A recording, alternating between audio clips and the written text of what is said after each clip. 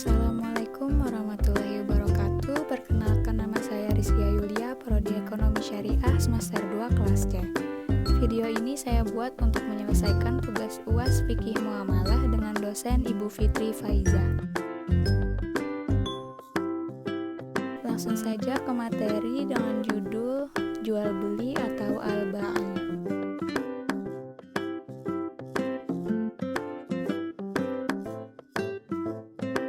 Apakah yang dimaksud dengan jual beli? Semua orang di dunia pasti pernah melakukan transaksi jual beli dalam kehidupan sehari-hari. Jual beli adalah menukar barang dengan barang atau menukar barang dengan uang dengan jalan melepaskan hak kepemilikan dari yang satu kepada yang lain atas dasar saling merelakan. Bagaimana landasan syariah jual beli? Allah mensyariatkan jual beli sebagai pemberian keluangan dan keleluasan darinya untuk hamba-hambanya itu dalam surat tentang diperbolehkan jual beli ini didasarkan pada firman Allah Quran Surah Al-Baqarah ayat 275. Lalu, apa saja rukun jual beli? Yang pertama, adanya akidain atau penjual dan pembeli. Yang kedua, adanya sigot atau lafaz ijab kabul. Yang ketiga, adanya barang yang dibeli seperti makanan, pakaian, dan lain-lain. Dan yang terakhir, adanya nilai tukar pengganti barang seperti uang. Syarat-syarat jual beli: yang pertama, orangnya sedang berakad harus berakal. Yang kedua, berhubungan ijab dan qabul. Ulama sepakat unsur utama dalam jual beli yakni kerelaan kedua belah pihak. Yang ketiga, barang ada atau tidak ada, penjual menyatakan kesanggupannya untuk mengadakan barang tersebut. Yang keempat, barang sudah ada pemiliknya boleh diserahkan pada saat akad berlangsung. Dan yang terakhir, syarat nilai tukar jual beli ialah nilai tukar dan kebanyakan manusia memakai uang. Barang yang tidak boleh diperjualbelikan: yang pertama, barang yang zatnya haram dan najis. Yang kedua, sesuatu yang bersifat spekulasi atau samar-samar. Yang ketiga, ada unsur-unsur yang merugikan. Yang keempat, menimbulkan kemudaratan. Yang kelima, jual beli yang dilarang karena dianiaya. Keenam, menjual tanaman yang masih di sawah atau ladang. Yang ketujuh, menjual buah-buahan yang belum pantas dipanen atau belum matang. Yang kedelapan, jual beli secara sentuh-menyentuh. Kesembilan, jual beli secara lempar-melempar. Dan yang terakhir, kesepuluh, menjual buah yang basah dengan buah yang kering. Di mana saja transaksi jual beli dapat berlangsung? Yang pertama, supermarket. Yang kedua, restoran atau rumah makan. Yang ketiga, kafe.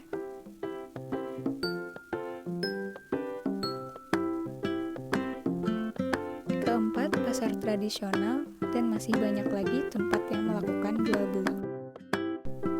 Ulama Hanafiyah membedakan antara akad yang batil atau batal dan akad yang fasid atau rusak.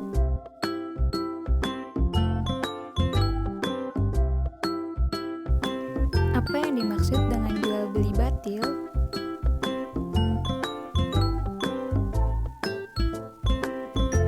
Jual beli batil atau batal adalah jual beli yang tidak sesuai dengan rukun dan akadnya.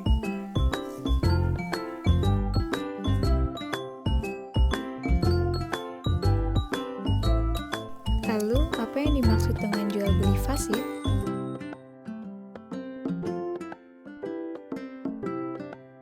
Jual beli fasid adalah jual beli yang sesuai ketentuan syara asal atau pokok, tetapi tidak sesuai dengan ketentuan syara pada sifatnya.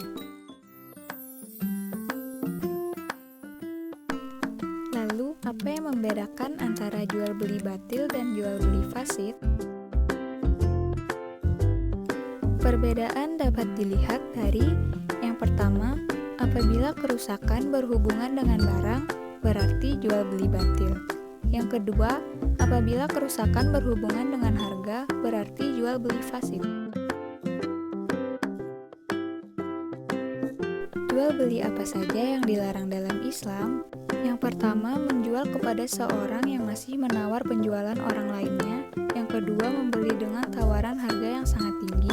Yang ketiga, membeli sewaktu harganya sedang naik dan sangat dibutuhkan oleh masyarakat. Yang keempat, mencegat atau menghadang orang-orang yang datang dari desa di luar kota. Yang kelima, menjual suatu barang yang berguna tetapi kemudian dijadikan alat maksiat. Masuk pada sesi pertanyaan. Yang pertama, bagaimana jual beli perkara mubah yang ada unsur keharamannya, seperti pada baju yang ada gambar makhluk bernyawa? Dalam masalah ini ada rinciannya. Yang pertama, bila yang dituju dalam jual beli adalah perkara yang haram tersebut, seperti gambar bernyawanya, maka hukumnya haram. Dan yang kedua, bila yang dituju adalah barang-barang yang mubah, maka diperbolehkan, dengan syarat merusak gambarnya.